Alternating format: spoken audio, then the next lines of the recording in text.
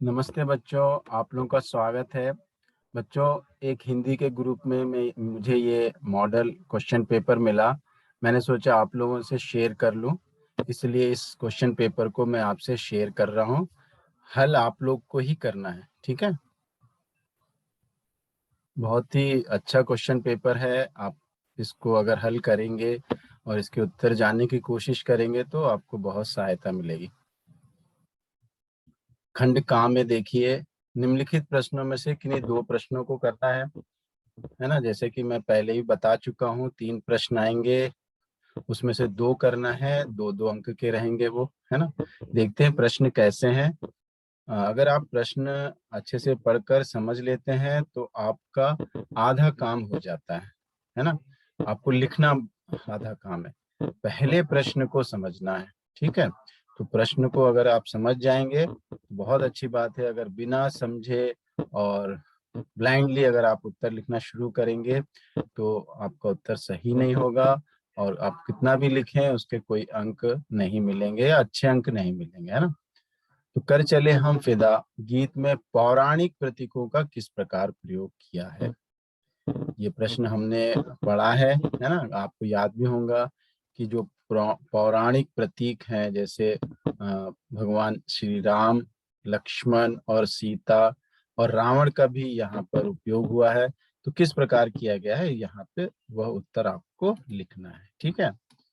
दूसरा प्रश्न है, कारतूस एकांकी में वजीर अली द्वारा आजादी पाने का संघर्ष और कर चले हम फिदा में देश के जवानों का संघर्ष देखने को मिलता है ना। तो वजीर अली ने भी देश की आजादी के लिए लड़ाई की अंग्रेजों से, और कर चले हम फिदा में भी हमारी धरती को शत्रु कब्जा ना कर पाए उसके लिए सैनिकों ने लड़ाई की। क्या जमीन के टुकड़े को अपने अधिकार में ले लेना मात्र आजादी है। यहाँ पे आपके लिए प्रश्न है कि अगर आप किसी जमीन को कब्जा कर लेते हैं तो क्या वही आजादी है।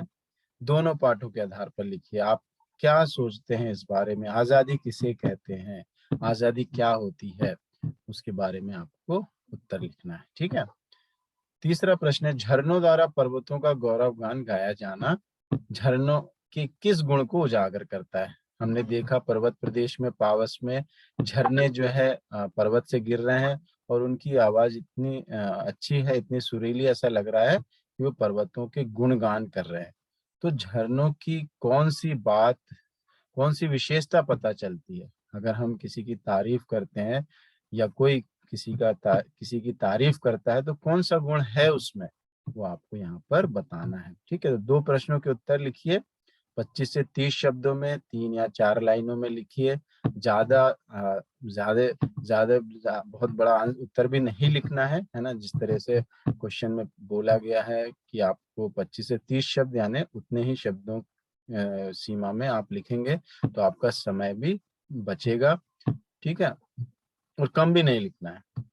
फिर है प्रश्न 2, निम्नलिखित 2 प्रश्नों में से किसी एक प्रश्न का उत्तर आपको लिखना है। 60 से 70 यानी 7-8 लाइन आपको यहाँ पर लिखनी पड़ेगी।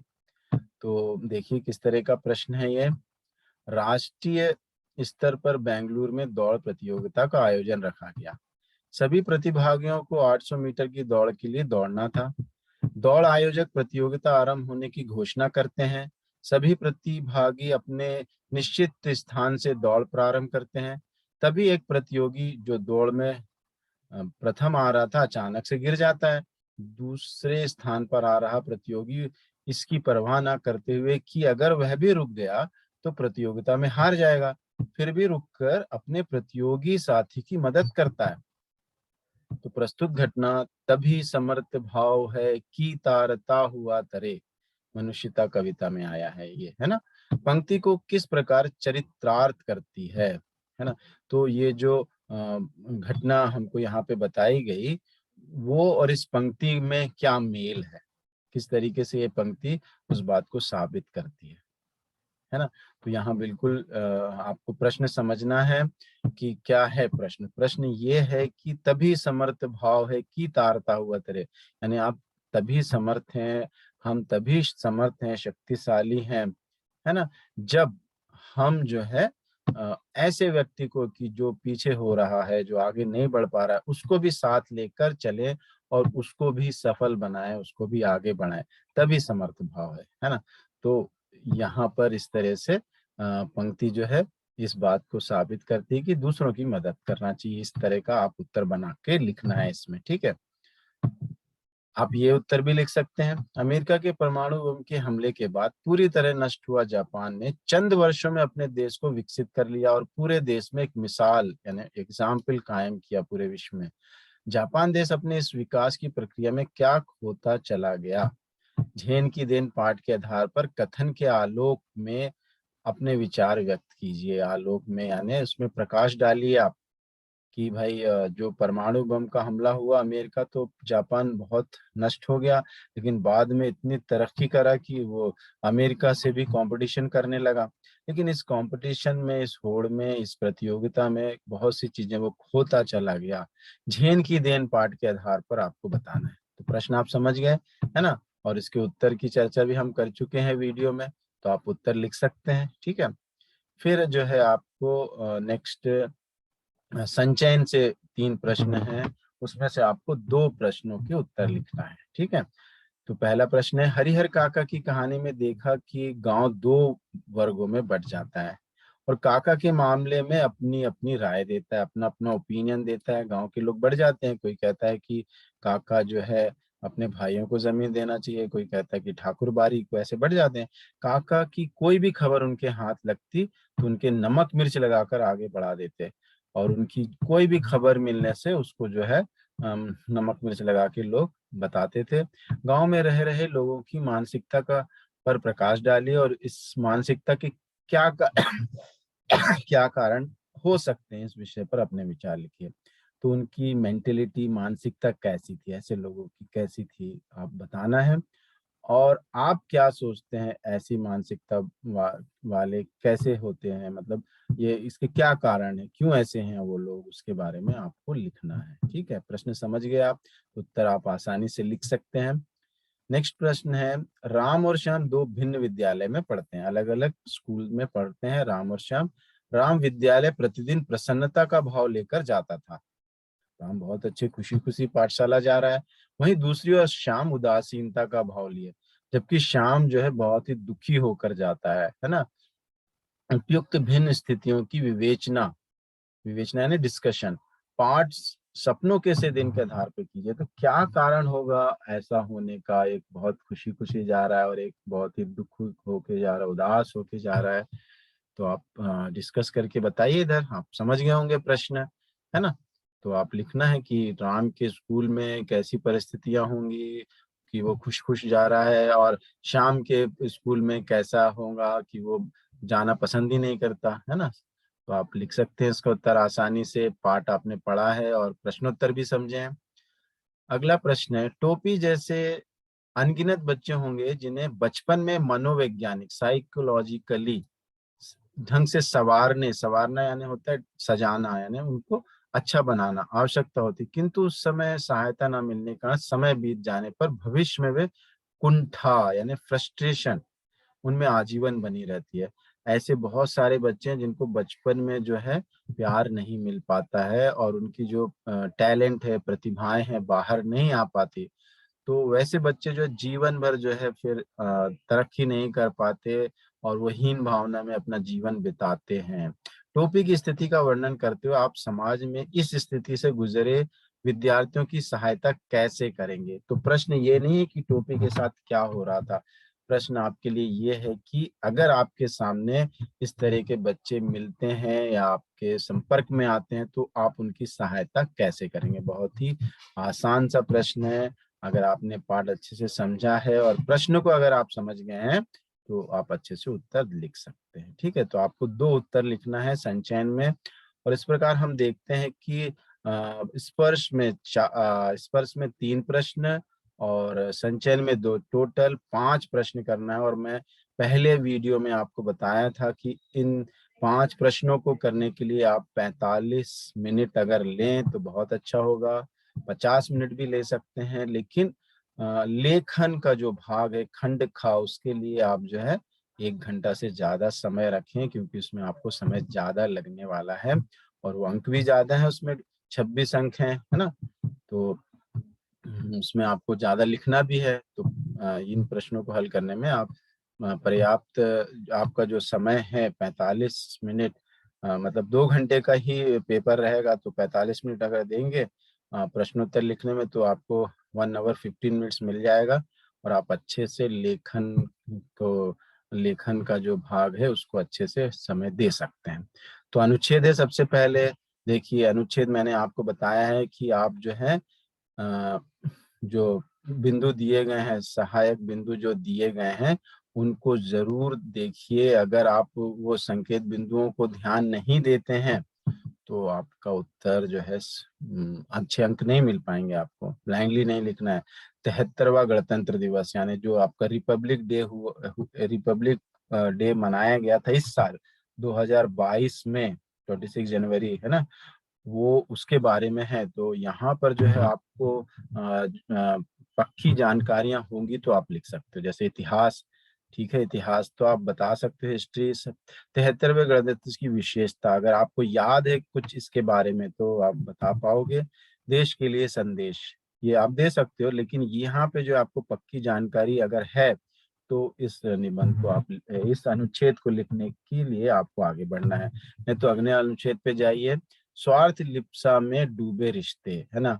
तो ये जो है एक कॉमन टॉपिक है, इसमें आप जो है बहुत अच्छे से लिख सकते हैं। तो ये टॉपिक अगर आप चूज करें अनुच्छेद लिखने के लिए तो मेरे ख्याल से अच्छा रहेगा कि किस तरीके से आज के समय में जो रिश्तेदार हैं, दोस्त भाई हैं, वो जो है स्वार्थ से बंधे हुए हैं एक दूसरे से, है ना, सब सेल्फिश हो गए हैं। तो रिश्तों की अहमियत, क्या महत्व है, क्या महत्व होता है, जीवन शैली, आजकल की जो लिविंग स्टाइल है, जीवन शैली कैसी है, नैतिक मूल्य, मॉरल वैल्यूज क्या हैं, कैसे होते हैं, वो आप लिख सकते हैं यहाँ आराम से। ठीक है, इसमें आपको अच्छे अंक मिलने की अच्छे अंक मिल सकते हैं। ठीक है, अगर ये भी आपको लगता है कि नहीं, आप तीसरे पे जाएंगे तो देखिए, कोरोना काल के अग्रिम पंक्ति, जो फ्रंट लाइन जो कार्यकर्ता थे, वर्कर्स थे, अग्रिम पंक्ति यानी जैसे डॉक्टर स्पेशली जो थे, का परिचय देना है आपको, दे सकते हैं आप। जीवन की कठिनाइयां और बलिदान, उनके जीवन में भी जो कठिनाइयां आई और उन्होंने क्या क्या सेक्रीफाइस किया, बलिदान किया, वो लिख सकते हैं आप। इसके सुखद जीवन की कामना और उनके उनके सुखद जीवन की कामना, आप उनके लिए शुभकामनाएं दे सकते हैं। जैसे कि एक बार हमने जो है कोरोना काल में जो है उनके लिए दीप जलाए थे, है ना, और तालियां बजाई थी, फूल की वर्षा की थी और उनके लिए वो मोटिवेट हो, उसके लिए कामना की थी। तो ये वाला भी मुझे लगता है कि आपके लिए बहुत अच्छा होगा अगर आप लिखते हैं तो। ये थोड़ा कठिन होगा क्योंकि इसमें आपको जो है कुछ आंकड़े बताने पड़ेंगे, कुछ हिस्ट्री का आप अपने ओन से तो लिख नहीं सकते हो, इसलिए जो है ये बाकी दो आप जो है चूज कर सकते हैं उसमें से एक, है ना। तो इस आप ध्यान दीजिए, अनुच्छेद का जो है चयन बहुत सतर्कता से कीजिए। ठीक है, अगला जो है आपको पत्र लेखन है। आप प्रियंका हैं तो यहाँ पे ध्यान दीजिए आपका नाम क्या दिया गया है। ठीक है, कई बार बच्चे जो है ठीक से नहीं पढ़ते हैं पत्र, अच्छे से क्वेश्चन को नहीं पढ़ पाते हैं, अंत में देखिए किस बारे में है वही लिख देते हैं। ऐसा नहीं है, जो जानकारियां दी गई हैं उसको ध्यान से पढ़िए। जैसे कि इसमें बताया गया कि आप प्रियंका हैं, कोरोना के कारण आपकी कक्षाएं विद्यालय में नहीं लग पाई हैं, है ना, लेकिन आपकी शिक्षा जारी जारी रखने हेतु आपके सभी अध्यापकों द्वारा अथक, बिना रुके अथक परिश्रम किया गया है। उनके कार्यों की प्रशंसा करते हुए अपने विद्यालय के प्रधानाचार्य जी को लगभग 1 से 120 शब्दों में पत्र लिखिए, है ना। तो यहाँ पे देखिए, आपको प्रारूप मैंने समझाया मॉडल पेपर में इसके पहले, तो वो प्रारूप, और अगर आपको नहीं देखा है वो वीडियो, कोई बात नहीं, आपको प्रारूप पता होगा, वो प्रारूप को ध्यान में रखिए और यहाँ पर जो जानकारियां दी गई हैं उनको ध्यान में रखिए और अपना जो पत्र है लिखिए। बहुत ही आसान है, इसमें जो है आपको अपने अध्यापकों के प्रशंसा करनी है, अब मैडम से, कि किस प्रकार से उन्होंने कोरोना काल में भी आपका अध्यापन जारी रखा और बहुत मेहनत की, है ना। लिख सकते हैं आप आराम से, बहुत ही आसान होगा ये पत्र लिखने के लिए। अगर आपको कठिन लगता है, अगले प्रश्न में जाइए। आप गांधीनगर बेंगलुरु के एक जागरूक नागरिक फिरोज खान है। तो यहाँ पे देखिए एड्रेस भी दे दिया आपका, गांधीनगर के हैं आप। फिर यहाँ पे परीक्षा भवन गांधीनगर लिखेंगे आप, है ना, बेंगलुरु, है ना। अगर आपको जो है आप इसको ध्यान नहीं देते हैं तो ये आपकी नेग्लिजेंसी मानी जाएगी। तो आपको जो जानकारियां दी जा रही है उस पर ध्यान देना बहुत जरूरी है। और आप फिरोज खान है, आपका नाम फिरोज खान है। नंदी हिल्स जाते हुए आपने देखा कि गैर कानूनी रूप से वनों की अंधाधुंध कटाई की जा रही थी। आप एक नंदी हिल्स से जो स्थान है वहां आपका आना जाना होता है उस तरफ से, तो आपने देखा कि पेड़ों को काट रहे हैं लोग। वन अधिकारी को इस विषय पर जानकारी देते हुए 120 शब्दों में एक शिकायती पत्र लिखिए। तो यहाँ पे टू एड्रेस क्या है, सेवा में किसको लिखना है, वन अधिकारी को ये पत्र लिखना है, शिकायत करना है कि लोग पेड़ काट रहे हैं और उसकी ओर ध्यान दें और उनको रोका जाए, है ना। तो ये पत्र भी ठीक है, आप दोनों पत्र में से एक पत्र, दोनों भी आसान है, आराम से आप लिख सकते हैं। आपको प्रारूप मालूम होना चाहिए पत्र का। अब देखते हैं सूचनाएं। तो सूचनाएं दो लिखनी है आपको, चॉइस है, पहले ये सूचना लिखी है, ये एक हो गई। फिर उसके बाद खा में भी दो सूचनाएं, उसमें से एक लिखना है, ठीक है। ऐसा नहीं कि ये दोनों लिख ली और ये दोनों छोड़ दी, ऐसा नहीं, ठीक है। आप इस बात का ध्यान रखना है, ठीक है। जहाँ पे चॉइस है वहीं से आप एक सूचना लिखना है, अथवा यानी होता है और ये वाला या ये वाला, ठीक है। तो यहाँ पे क्या आप क ख ग स्कूल, देखिए स्कूल का नाम दिया है क ख ग स्कूल, तो आप यही लिखना है, ठीक है। अपने स्कूल का नाम या फिर कुछ और नहीं लिखना है। आपने XYZ स्कूल लिख दिया तो भी सही नहीं होगा। क ख ग जानकारियों पर ध्यान दीजिए आप। और आप हेड बॉय हो, है ना, तो आप हेड बॉय श्रीकांत, तो आपका नाम भी दे दिया। यानी कि हम जो लिखते थे है ना, तो जो नेम आता है, तो मिडना में जो नेम आता है ने, तो उसमें नेम भी आ गया आपका और हेड बॉय अथॉरिटी भी आ गया। आपके विद्यालय में खेल दिवस का आयोजन होने जा रहा है, बहुत ही आसान। मोटिव भी आपको पता चल गया, खेल दिवस का आयोजन। खेल दिवस की मुख्य अतिथि मेरी कॉम है, मेरी कॉम उसकी चीफ गेस्ट है। छात्रों को खेल दिवस की जानकारी देते हुए लगभग 50 शब्दों में सूचना लेखन तैयार कीजिए। बच्चों को बताना है आप कि ये खेल दिवस मनाया जा रहा है ना, तो उस तरह की सूचना तैयार करना है। चलिए, लगता है कि आपको कठिन है तो यहाँ चले जाइए। आप अपने सोसाइटी के अध्यक्ष जॉन जेकब हैं। यहाँ पे देखिए आपको अध्यक्ष प्रेसिडेंट बना दी गया आपकी सोसाइटी का, और आपका नाम भी बताया है, जॉन जेकब। आपकी सोसाइटी में कोरोना के केस बढ़ते ही जा रहे हैं। सोसाइटी के लोगों को सावधानी और सतर्कता के सुझाव देते हुए लगभग 50 शब्दों में सूचना लेखन तैयार कीजिए। तो वही है इडमिडना, आप जो है याद रखिए, मैंने जो मॉडल पेपर में समझाया भी है उस हिसाब से लिख सकते हैं आप। आपका विद्यालय अगर आपने ये दोनों में से एक लिख लिया, लिखना ही है ना, या ये, ठीक है। फिर आप अगली सूचना में जाना, इसमें से भी आपको चॉइस है, दोनों में से एक लिखना है। आपका विद्यालय शहीद सैनिकों के परिवार की सहायता के लिए एक सांस्कृतिक संध्या का आयोजन करना चाहता है, ठीक है। इस अवसर पर संगीतकार शंकर महादेवन का आना तय हुआ है। इस संबंध में विद्यालय के प्राचार्य की ओर से सूचना तैयार कीजिए। यहाँ पर जो है विद्यालय का नाम तो नहीं दिया है, तो आप XYZ विद्यालय लिख सकते हैं। मोटिव दे दिया है, सांस्कृतिक संध्या का आयोजन करना है। किसके लिए करना है, शहीद सैनिकों के परिवारों की सहायता के लिए। और करने वाला कौन है, प्राचार्य हैं आपके विद्यालय के, तो उनका नाम भी आप नहीं जानते हैं तो आप मतलब क ख ग लिख सकते हैं, ठीक है, या क्रॉस क्रॉस XX लिख सकते हैं। और आपको फॉर्मेट पता ही है एडमिटना सूचना का, ठीक है, वो आप ध्यान में रख के लिखिए। अगर ये कठिन लगता है आपको, ये इस पे जाइए। आप गुरप्रीत सिंह है, आपकी 10 वर्षीय बहन गत 5 दिन से लापता है। अच्छा, लापता यानी गुम हो गई है ना, कहीं पे चली गई हैं आपकी बहन। और आपका नाम भी बता दिया है, गुरप्रीत सिंह। गुमशुदा लड़की का पता बताने वाले को 30,000 रुपए का पुरस्कार दिया जाएगा, इनाम भी देने वाले हैं आपकी बहन को ढूंढ के लाने वाले को। इस संबंध में अखबार में प्रकाशित करने हेतु सूचना तैयार कीजिए। अखबार में आपको सूचना देना है, तो ठीक है अखबार में ही देना है, लेकिन आपका जो सूचना का जो फॉर्मेट है, प्रारूप है, वही रहेगा। आप उसी तरीके से सूचना बनाइए और लिखिए, ठीक है। अगला प्रश्न है आपका विज्ञापन। तो विज्ञापन में भी आपको 2 विज्ञापन लिखना है।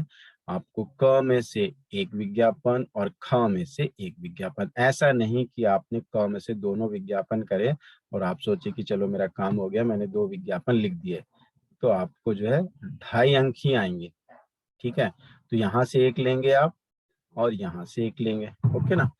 देश की जनता को रक्तदान के लिए प्रेरित करते हुए स्वास्थ्य मंत्रालय की ओर से लगभग 50 शब्दों में एक विज्ञापन तैयार कीजिए। तो ये जो विज्ञापन है, कोई चीज आप सेल नहीं कर रहे हो, है ना, यहाँ पर आप जो है लोगों को जागरूक बना रहे हो, अवेयरनेस फैला रहे हो रक्तदान के लिए। तो यहाँ पर आपको उस तरह से कौन जारी कर रहा है? स्वास्थ्य मंत्रालय। तो विज्ञापन का भी प्रारूप मैंने बताया है आपको मेरे एक जो मैंने मॉडल पेपर समझाया है, तो उसमें देखिए आप, उसी आधार पे आप चलिए। दैनिक जीवन में सौर ऊर्जा के प्रयोग को बढ़ावा देने के लिए सरकारी विज्ञापन तैयार कीजिए। ये भी सरकारी विज्ञापन है, अवेयरनेस के लिए बनाए, कोई चीज बेच नहीं रहे हो आप इधर पे, है ना। और सौर ऊर्जा आज के समय में जो है कितनी जरूरी है ना। हमारी जो पेट्रोलियम है और जो भी जो हमारे फॉसिल फ्यूल्स हैं सारे खत्म हो रहे हैं, तो सौर ऊर्जा की जरूरत हमको कैसे भी होगी फ्यूचर में। तो उसी का बढ़ावा देते हुए सरकार की तरफ से आपको ये विज्ञापन का तैयार करना है, आप नहीं कर रहे हैं। ठीक है, तो यहाँ भी जागरूक बनाने के लिए कोई सेल नहीं कर रहे आप। तो यहाँ से एक कर लीजिए आप, फिर उसके बाद ख में से एक करना है जो आपको आसान लगे। स्वदेशी वस्तुओं को बढ़ावा देना है ना।